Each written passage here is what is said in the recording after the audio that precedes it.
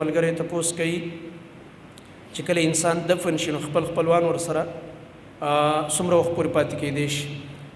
دا حدیث کې راغلی دی چې د میت سره دومره وخت پورې پاتې کېدی شي چې کله هغه دفن شي د الله نبی فرمایي دعا ورته وغواړئ.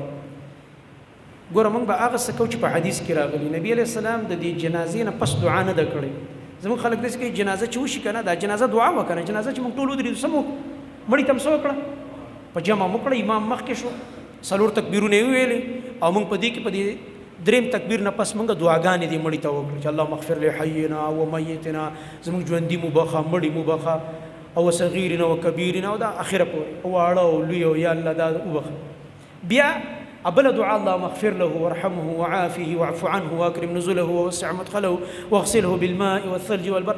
ټول دې مړي ته دعا دی الله دې باندې رحم وکړه بخنه قبر فراخ کا یا الله عذاب نه بچ کا جنت ته ورسوه ور نه بچ کا. په جنازه ټول دعا ده. دا دعا مونږ وکړه چې سلام وګرځید به بدا نه وي چې بعضی مولوی صاحب کینی چې به دعا وکړه. دا کینی اصل کې د بل شي د پاره اوس پرې اسقاتونه به چا خسته. دا نبی علیہ السلام نه اسقاتونه کړی او نه صحابه اسقاتونه کړی. هغه د ګوړې چکۍ ته چې کینی یا صابون ته کینی یا هغه نغدو پیسو ته کینی کړاکېدار لوټي هغې ته به کېناست. دا نشته. موږ چا بېعزتي کول نه غواړو صفا خبره کوو.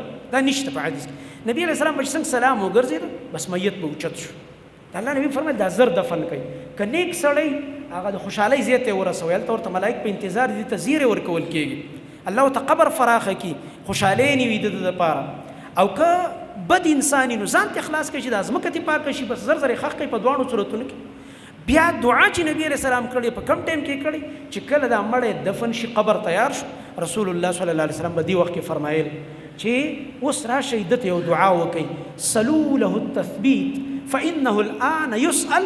دې میت ته که دا نارینه دی او که دا زنانه ده دته اوس د کلکوالي دعا وکړي چې یا الله په جوې صحیح جوابونه راولي په دې جوابونو کې کلک او مضبوط یې کړه. ولې فانه الان يسأل ځکه اوس به د ده نه په دې قبر کې سوالات او تپوسونه کېږي. نو دغه ځای کې دعا راغلې ده چې دغه ځای کې به سړی دعا وغواړي او د دعا په اندازه باندې هلته پاتې شي لږ ساعت پاتې.